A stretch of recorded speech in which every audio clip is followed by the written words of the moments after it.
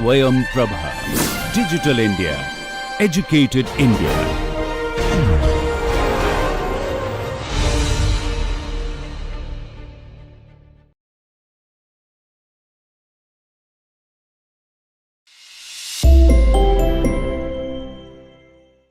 Hello everyone, welcome to this lab demonstration session on particle image velocimetry or PIV. In this session, I will show you different components that are required to do recording for particle image velocimetry, how these components are arranged, and then later I will also show you how to take the PIV recording and then analyze it using one add-on software available in MATLAB, and the name of the software is PIV Lab. So let's look at the experimental setup for PIV. This is our specimen. It's a transparent fluid tank and I have kept water in it. It's kept on a magnetic stirrer and there is a magnetic bead inside the water, and when I turn on this stirrer it rotates and it creates a flow field inside the water that is kept inside this tank. Now I have also kept tracer particles in this water and I have used glass spheres with size 9 to 13 micron in diameter as the tracer particles, and these tracer particles are ordered from Sigma Aldrich. Now to do particle image velocimetry, you need to illuminate your plane of interest in which you want to see how tracer particles are moving. So to illuminate a particular plane, I have kept a laser here and then cylindrical lens, which I have earlier demonstrated in the previous video. This cylindrical lens transform a cylindrical beam of light into diverging sheet of light. That sheet of light illuminates particles in a particular plane. So let's turn on the laser. While setting up the experiment, you have to be careful and you need to use proper laser goggles. I have already aligned it, so I am not wearing it. Now as you can see, there is a sheet of light that is illuminating the particles in this particular plane, and then I have kept the camera perpendicular to this plane, and this camera is recording the motion of the particles in that particular plane. So let's take a sample recording, and now the camera is recording the motion of particles in this particular plane where the particles are illuminated.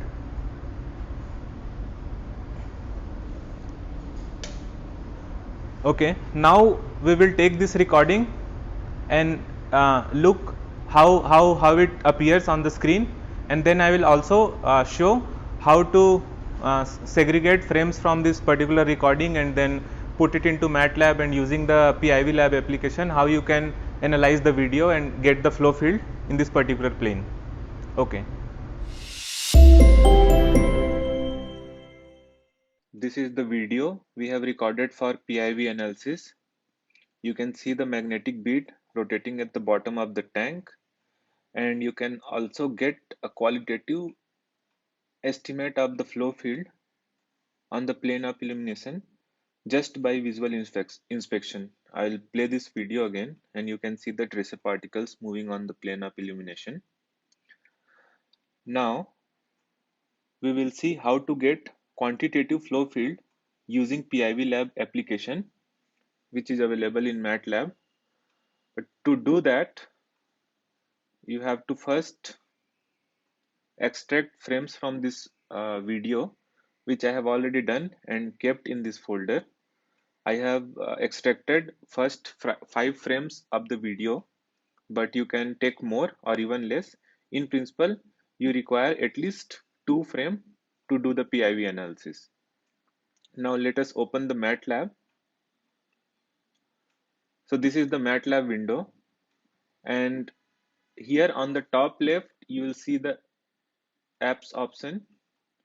Here you will see the PIV Lab application. If you don't have it already, then you can go to get more apps option and then install the PIV Lab application.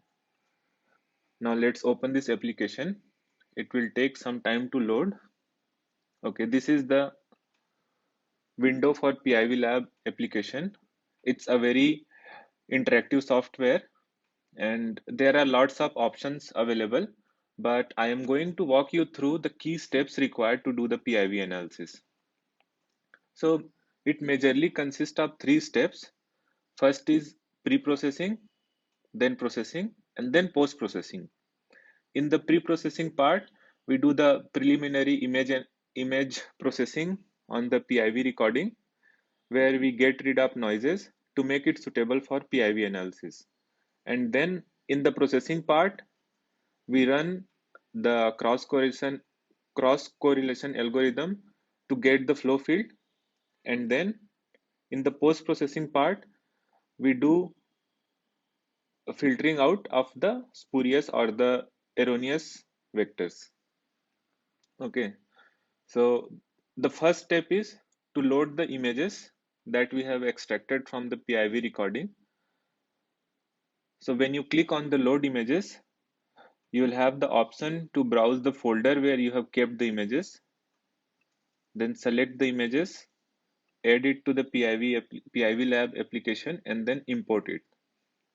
Now we have selected 5 frames, which will give you 4 pairs for PIV correlation, and that you can see here.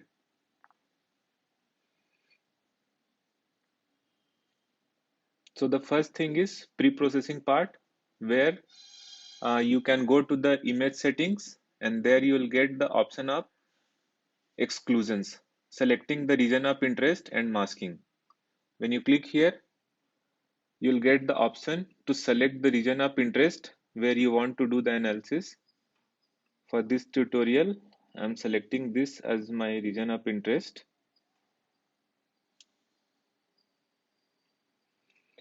Okay. Now on the bottom there is a magnetic bead, and since there are no particles, the PIV correlation algorithm will not run properly here.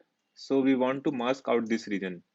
For that, you need to go to this draw mask for current frame, and then you just start putting markers which captures the region where you don't want to do the PIV analysis.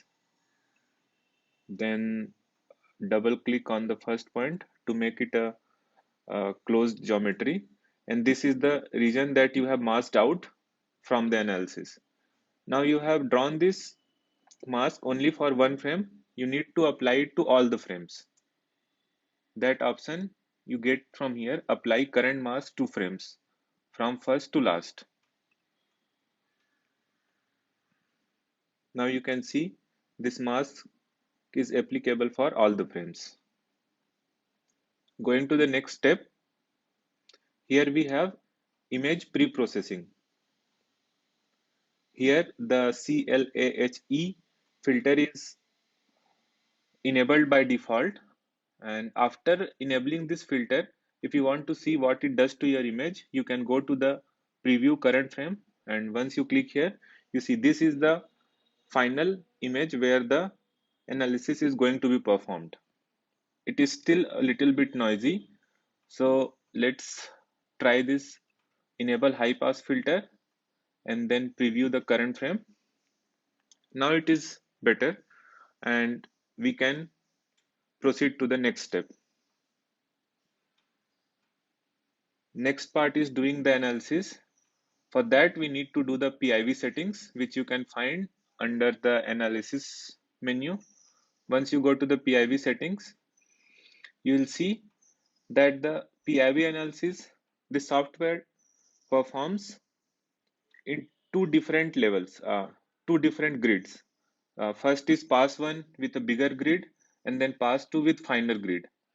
Right now, the pass 2 has a very small window size, that is 32 by 32 pixels.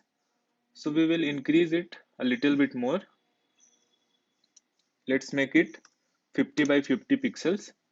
Now pass 1 and pass 2 has become almost equal. So I will increase the pass 1 around 80 pixels. Okay, now it looks perfect. After doing this, when we press this analyze current frame, it will run the correlation algorithm and give you a velocity vector field like this as the output. So right now the vector field is plotted in green and the background is also green. That's why they are not properly visible. So what we can do is we can go to this plot menu, modify plot appearance. So the vectors are plotted in green. Let's try to plot it in yellow, then apply. We can also increase the line width of these vectors. Let's make it around 1. Okay, now it looks better. So you can see the velocity vector field on the plane of illumination. Again, there are some vectors which you can see on the bottom left corner, which are completely different from the nearby vectors. And that's how we spot the spurious or the erroneous vector. Now we need to get rid of these vectors, and that is our post-processing part. So under this post-processing menu, we go to the vector validation. Again, there are lots of options available here, which you can explore on your own. For example, there is this standard deviation filter, local median filter. With this, you apply some condition and how these, you will set the condition how these erroneous vectors are spotted. And then there is this option, interpolate missing data. When you check this box, what this software will do is it will take out the spurious vector and replace it with another valid vector, and that will be calculated by interpolating from the nearby vectors. Let's apply it to the current frame, and you see there were 3 spurious vector that has been removed and replaced with suitable vectors.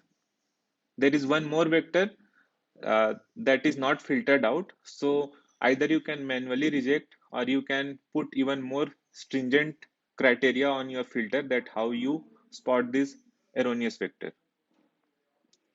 Okay, so right now we have done this analysis only for one frame. We can go to the analysis menu, then analyze, and then analyze it for all the frames. So it will take some time to do the processing.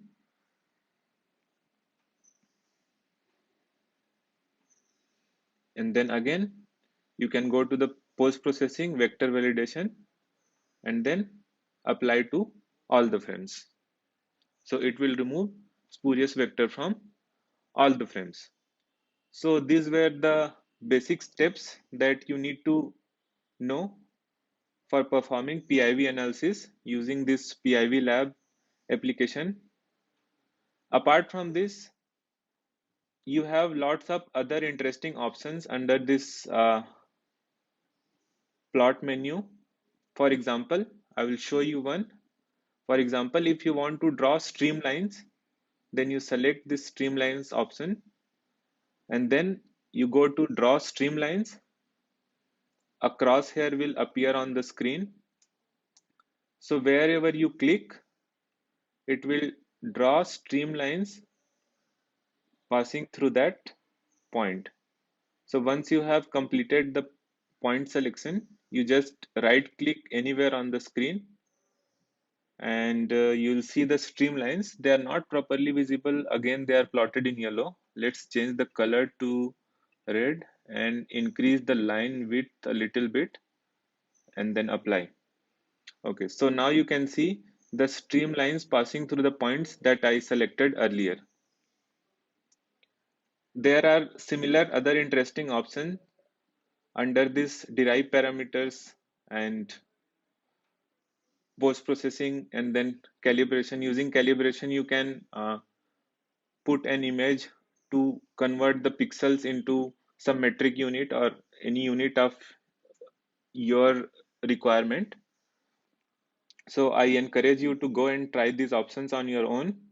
Once your analysis is complete, you can also go to the file menu and export the output in different format and you can do further analysis on this data. With this, we will close this tutorial on PIV lab application, and thank you.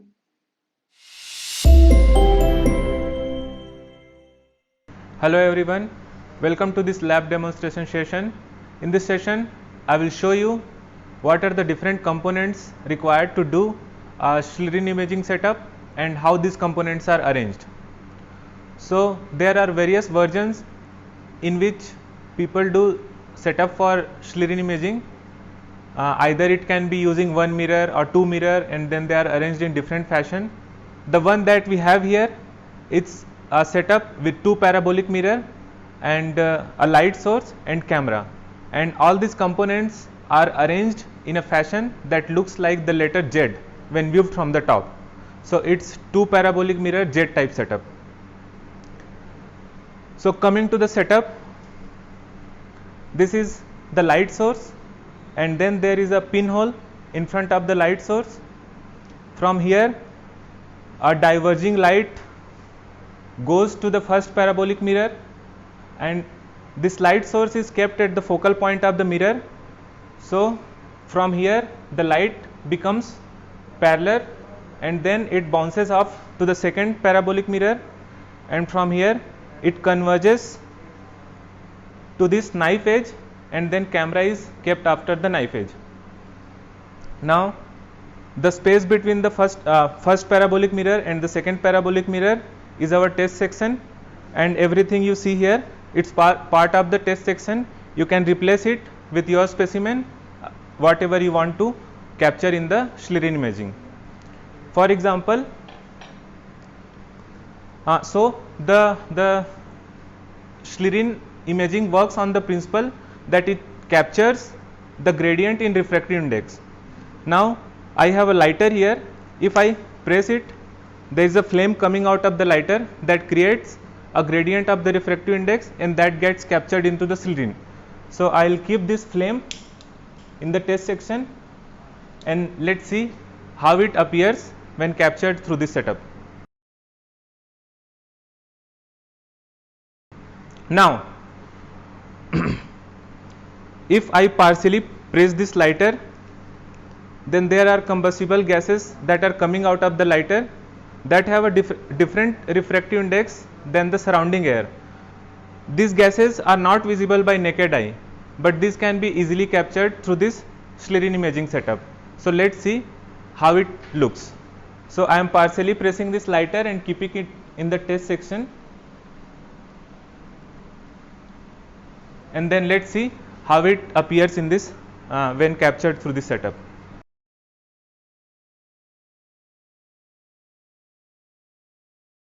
With this, we come to an end for this Schlieren imaging setup demonstration, and thank you.